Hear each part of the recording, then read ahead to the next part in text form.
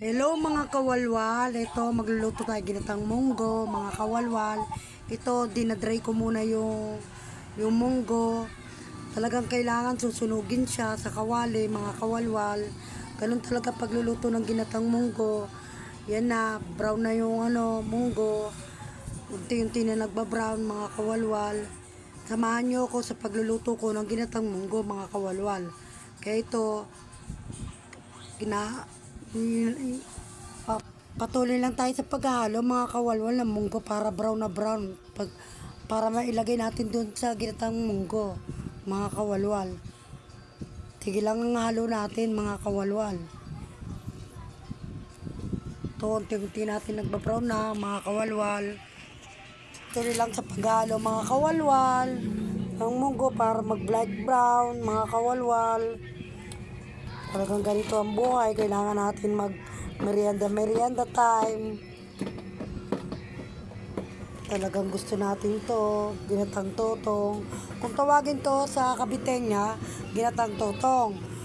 Ito, inilalagay ko na yung bigas at saka yung malagkit dito sa kaldero, mga kawalwal. Unti-unti ko na nilalagay. Ito, yung malagkit tsaka na bigas. Ganito ang pagluluto ng ginatang munggo o kaya ginatang totong. Ito unugasan na natin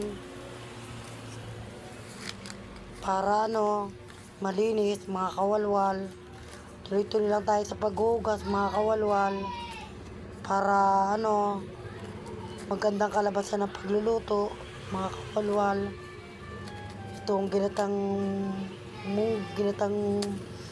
munggo mga kawalwal, sinasalang ko na ito sa aking munting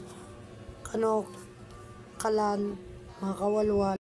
Hay nako mga kawalwal, si mama binuksan yung voice record, wala namang sounds, masakit na daw yung lalamunan niya, ako na lang muna. Ayan makikita nyo, dinikdik ang munggo. Binuhos ba naman lahat ng galit mga kawalwal tingnan nyo, dinikdik.